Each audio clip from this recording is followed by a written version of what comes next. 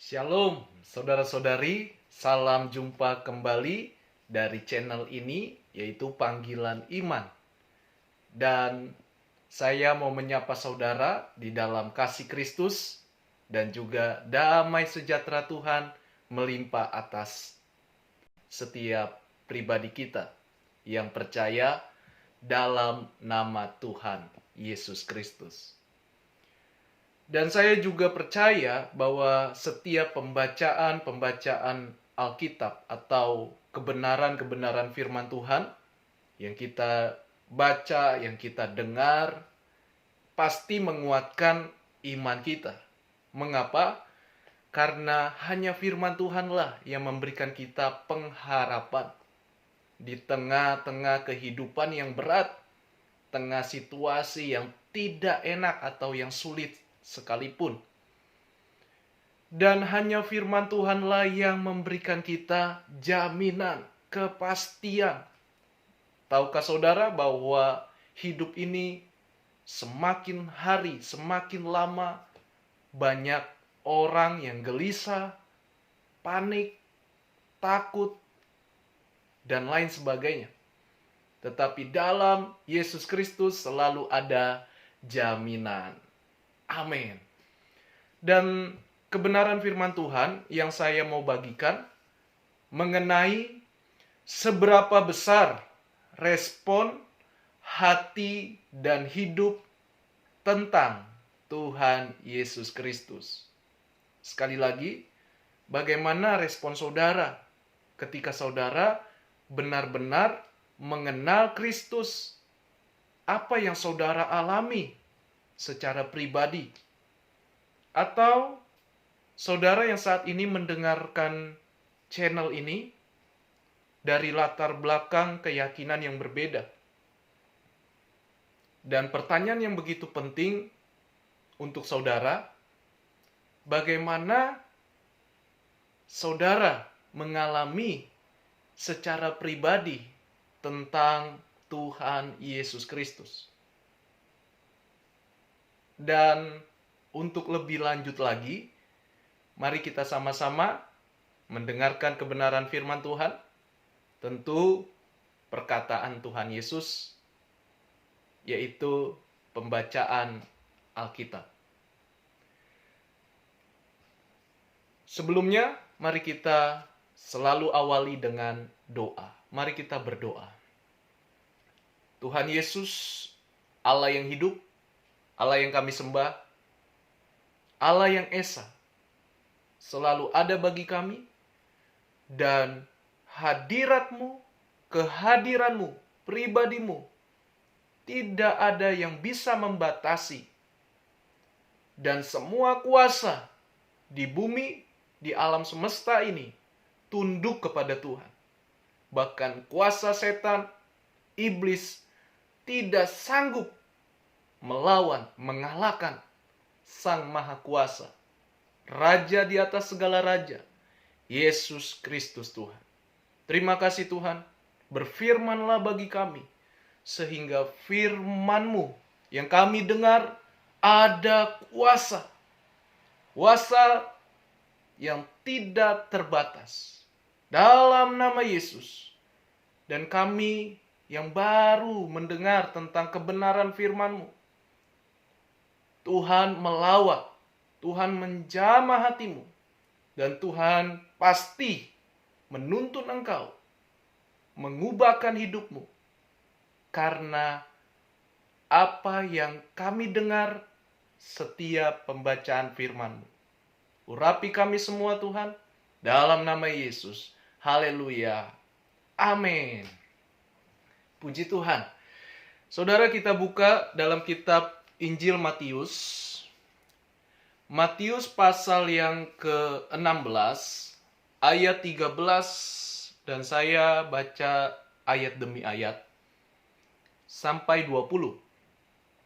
Di sini judulnya pengakuan Petrus. Siapakah Petrus? Petrus adalah salah satu murid dari Yesus. Sebelum Petrus menjadi murid, melihat karya, melihat teladan anak Allah, namanya Yesus Kristus, Pekerjaannya adalah seorang nelayan.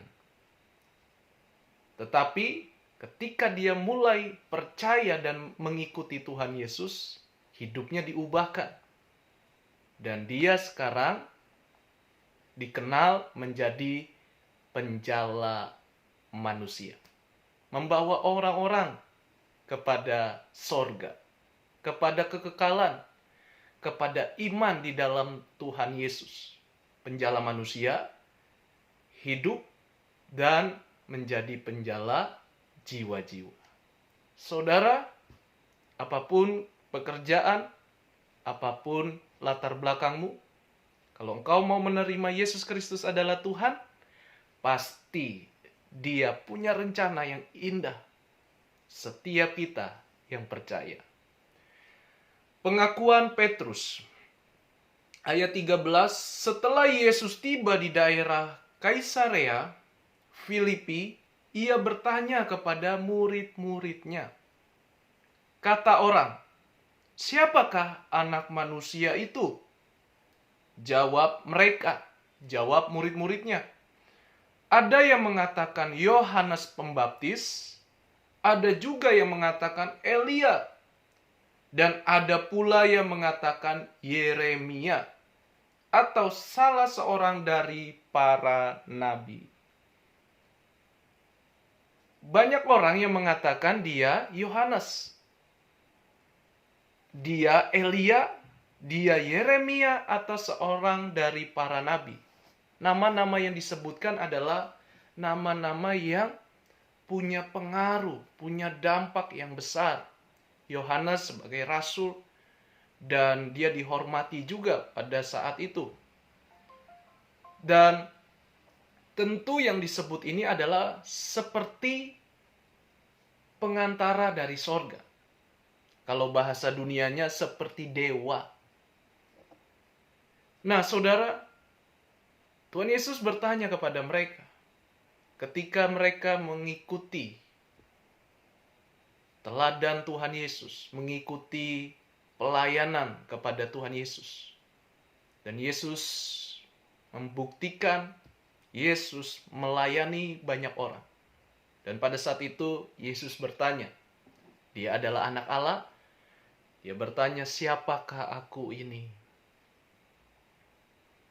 Mereka menyebutnya seperti salah seorang daripada atau dari para nabi atau rasul. Artinya manusia biasa tetapi dipercaya oleh Allah yang Maha Kuasa, Allah yang Esa. Nah, saat ini saudara, Tuhan lewat kebenaran firman ini, bagaimana pandangan saudara mengenai pribadi atau diri Tuhan Yesus? Seberapa besar respon hati, seberapa besar respon hidup saudara ketika mengikuti Tuhan Yesus, ketika percaya kepada Tuhan Yesus? Dan ayat 15, lalu Yesus bertanya kepada mereka, tetapi apa katamu? Siapakah aku ini? Ayat 16, maka jawab Simon Petrus, engkau adalah Mesias. Engkau adalah Mesias, anak Allah yang hidup. Anak Allah yang hidup. Tahukah saudara bahwa dunia atau orang yang tidak mau percaya, yang merasa hebat, yang merasa sok tahu, bahkan mereka terlahir secara orang-orang yang terpandang atau dalam golongan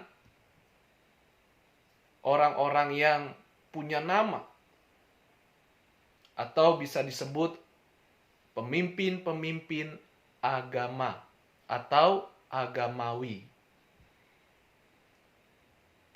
Nah, siapakah aku ini? Kata Yesus kepada Petrus. Petrus menjawab, "Engkau adalah Mesias." Siapa Mesias? Orang yang diurapi, yaitu Yesus Kristus adalah Tuhan. Yang diurapi bukan sekedar berbicara tentang minyak yang dituangkan di kepala, meleleh ke janggut, dan sampai ke jubah, sampai ke seluruh tubuh manusia. Tetapi yang diurapi di sini adalah Dia yang berotoritas. Dia Allah yang Maha Kuasa. Sehingga Petrus menyebutnya anak Allah yang hidup. Orang lain menolak dan berkata, "Masa Tuhan itu beranak? Masa Tuhan itu melahirkan? Siapa bidannya? Siapa ibunya? Siapa bapaknya?" Nah, saudara, itu salah satu orang yang berusaha mencekal, menghina, meremehkan, mentertawakan. Dan mereka hanya sebatas pikiran atau logika. Tetapi bagi kita, karena begitu besar kasih Allah akan dunia ini, akan orang-orang yang meresponi firman Tuhan, Tuhan Yesus Kristus. Dan tentu Allah yang Esa, Allah yang Ehad, satu dalam kesatuan, dan Roh Kudus, Roh Allah bekerja atas orang itu, sehingga kita bisa menyebutnya Yesus anak Allah yang hidup. Bukan sebatas logika, tetapi dengan iman melampaui logika. Kita bukan anti logika, tetapi kita yakin, kita pasti di dalam Dia. Artinya Dia yang berasal dari sorga. Dia pemilik kehidupan. Dia menciptakan segalanya. Dan semua ciptaannya tunduk hanya kepada nama Tuhan Yesus. Bagaimana pendapat saudara? Bagaimana saudara mengenal Dia, Sang Juru Selamat? Apakah hanya sebatas manusia biasa? Atau sebatas pengantara antara Allah dan manusia? Tetapi ingatlah perkataan Yesus, "Akulah jalan, akulah kebenaran, dan akulah hidup yang kekal. Barang siapa yang percaya kepadaku, pasti diselamatkan." Diselamatkan bersama-sama dalam kerajaan yang kekal, kerajaan sorga. Tidak ada yang berani berkata demikian kalau bukan Dia yang dari sorga, kalau bukan Dia yang berkata, kalau bukan Dia yang pemilik segalanya, yaitu Tuhan Yesus Kristus. Berarti bagaimana respon kita saat ini sebagai orang percaya, sebagai orang Kristen, atau di luar Kristen? Ketika kita mendengarkan ayat firman Tuhan, Petrus manusia biasa.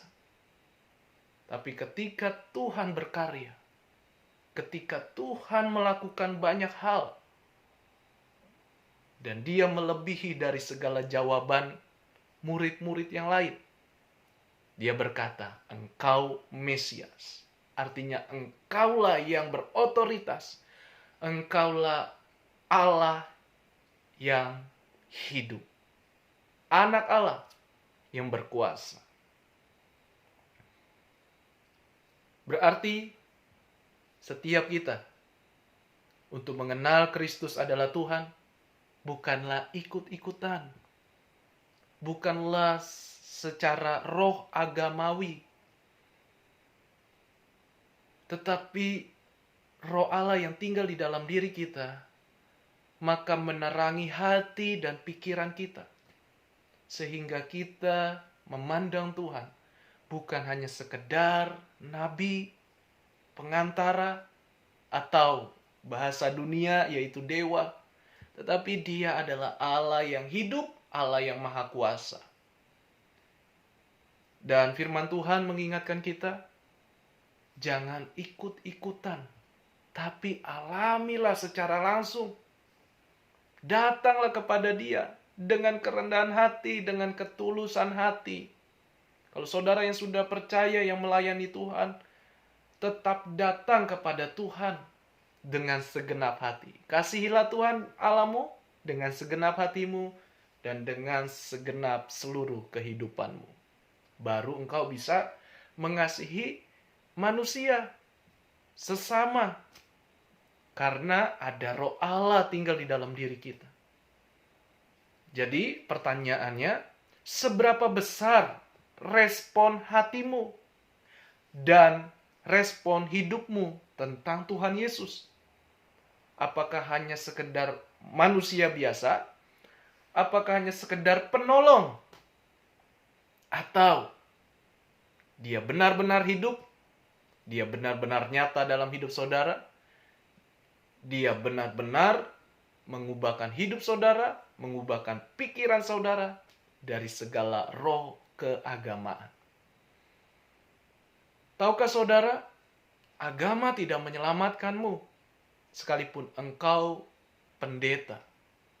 Kalau engkau hidup tidak mengenal sungguh-sungguh, tidak mengenal dengan benar tentang hakikat Allah, tentang pribadi Tuhan Yesus Kristus, pasti kita tidak diselamatkan. Karena hanya sekedar keagamaan saja.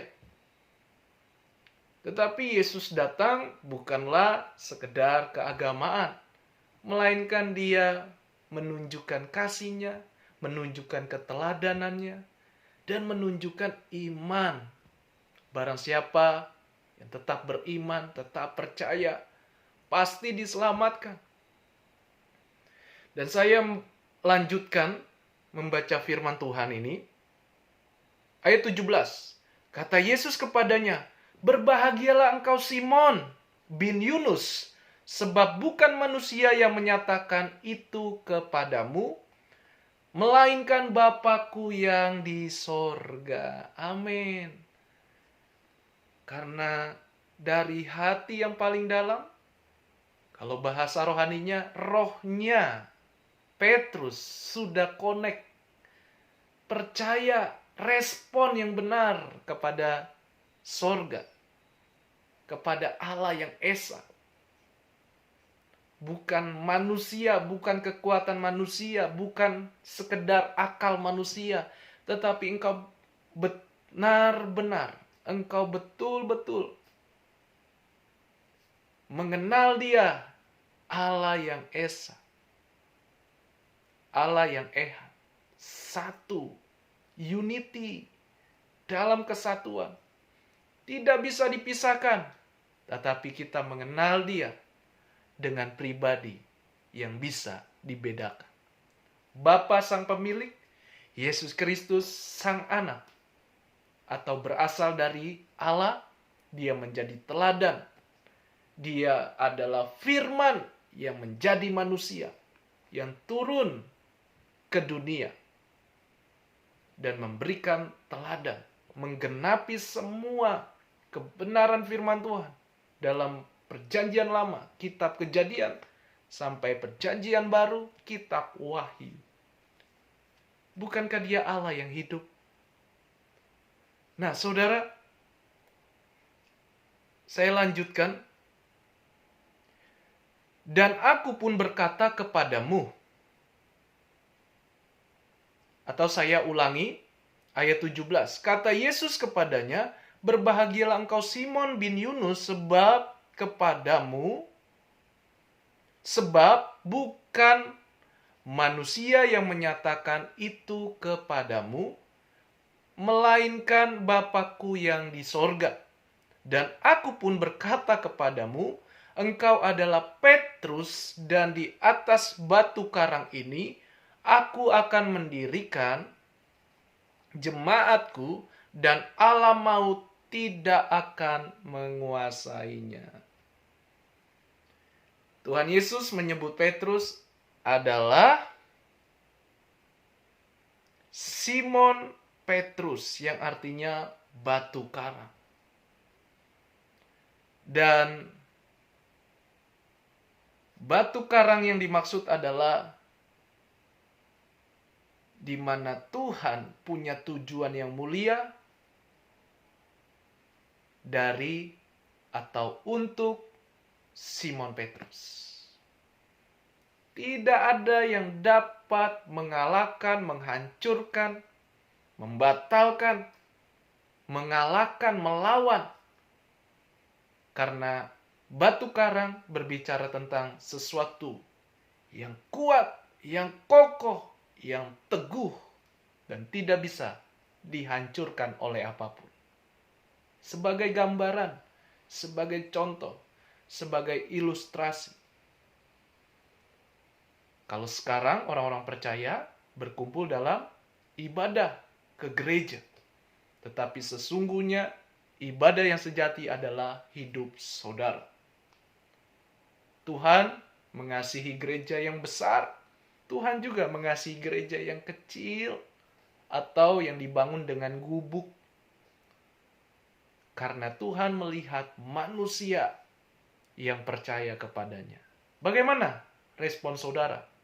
Seberapa besar respon saudara saat ini tentang Tuhan Yesus? Dan ayat 19, kepadamu akan kuberikan kunci kerajaan sorga. Apa yang kau ikat di dunia ini akan terikat di sorga. Dan apa yang kau lepaskan di dunia ini akan terlepas di sorga. Lalu Yesus melarang murid-muridnya supaya jangan memberitahukannya kepada siapapun bahwa ia Mesias.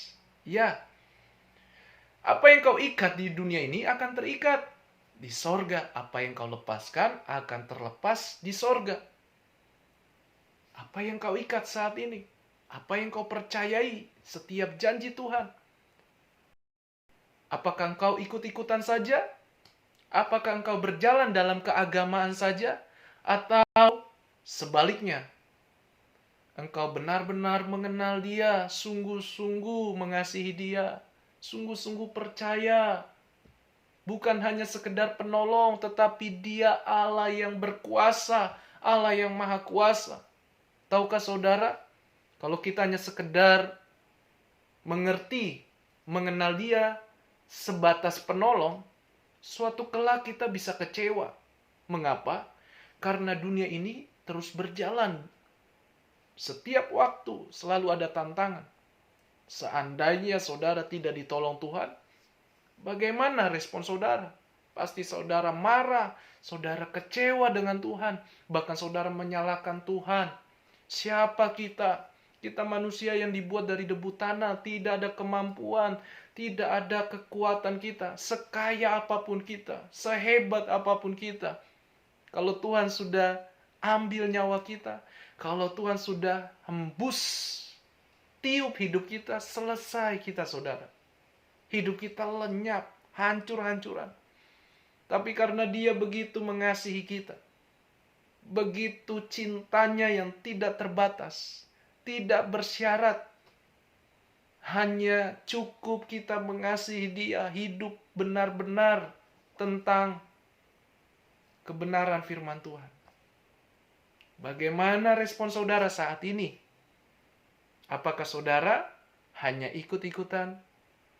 Hanya sekedar dalam keagamaan? Memenuhi syarat-syarat keagamaan?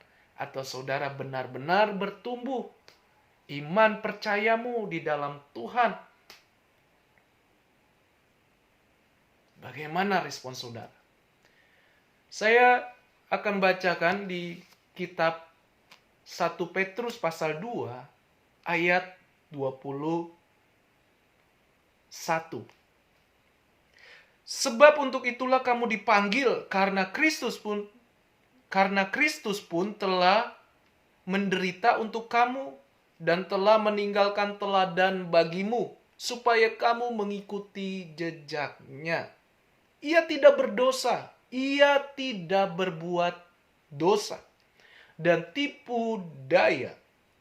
Saya ulangi, dan tipu tidak ada dalam mulutnya. Ayat 23. Ketika ia dicaci maki, ia tidak membalas dengan mencaci maki. Ketika ia menderita, ia tidak mengancam, tetapi ia menyerahkannya kepada Dia yang menghakimi dengan adil. Ia sendiri telah memikul dosa kita di dalam tubuhnya di kayu salib, supaya kita yang telah mati terhadap dosa hidup untuk kebenaran. Oleh bilur-bilurnya kamu telah sembuh.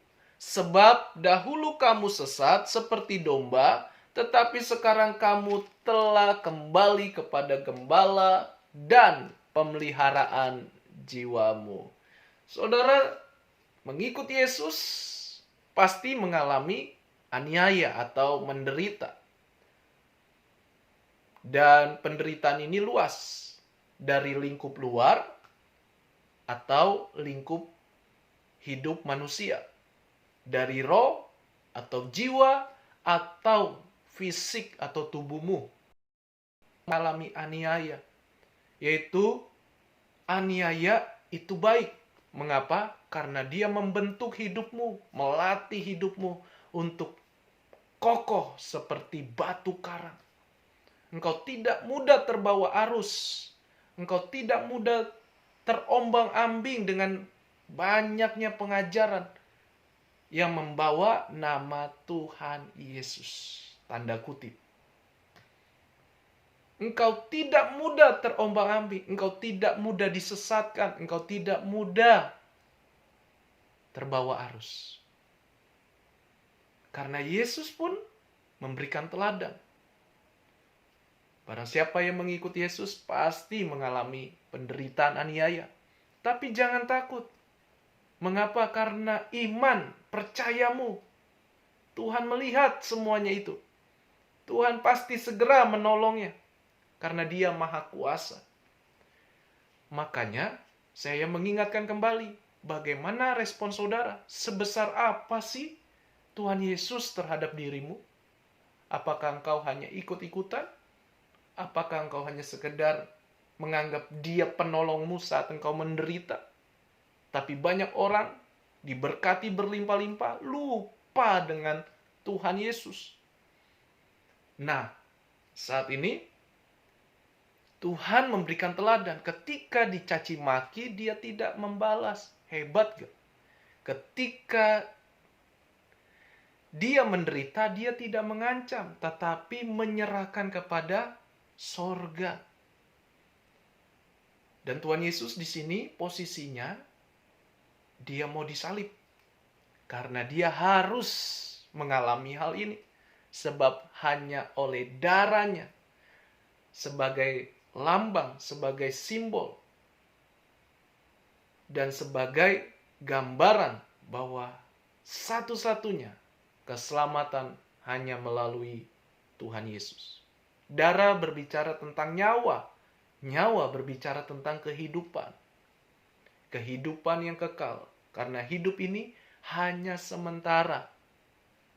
Kita tidak ada yang tahu kapan kita dipanggil oleh Tuhan. Tapi orang yang di dalam Kristus, yang hidupnya benar-benar di dalam Kristus, sungguh-sungguh mau menghidupi, mentaati firman-Nya, engkau diselamatkan. Dan Dia membuktikan cintanya. Orang dunia berkata, masa Tuhan disalib? Tuhan aja kalah, Tuhan aja tidak bisa menyelamatkan dirinya. Tetapi orang percaya berbeda. Di balik salib ada kemenangan. Di balik salib ada penebusan.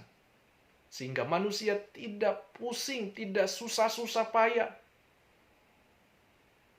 untuk menyelamatkan dirinya, untuk masuk kepada kerajaan sorga, kepada kekekalan.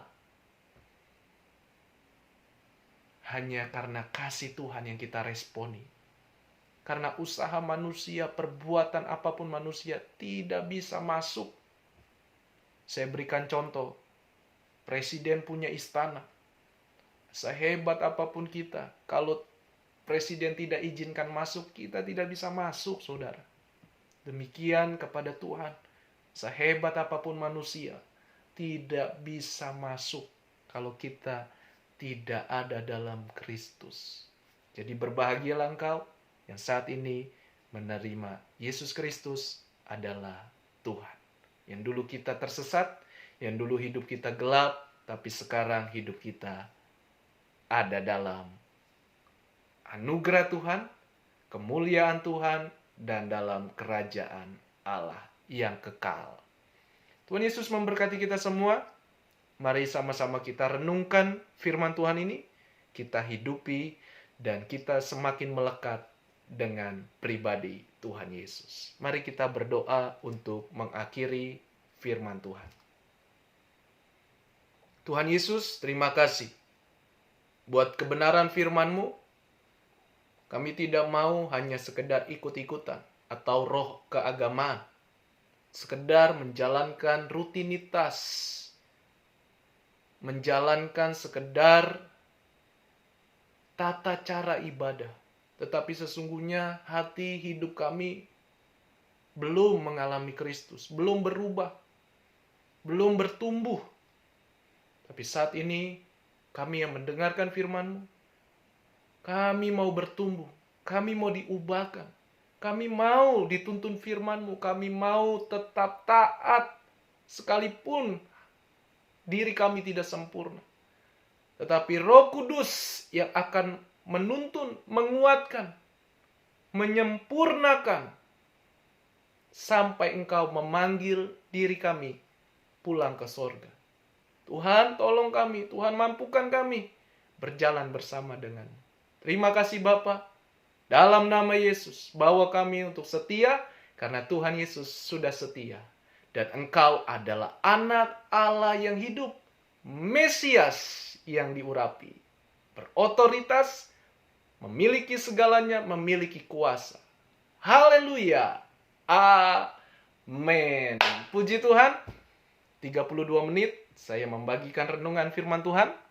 Mari kita semakin erat melekat dengan Tuhan.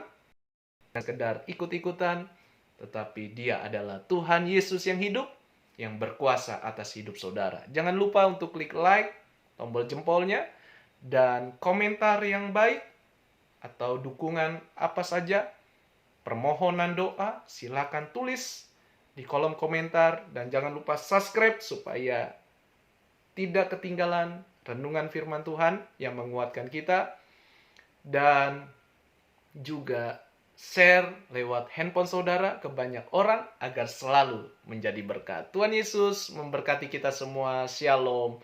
Haleluya.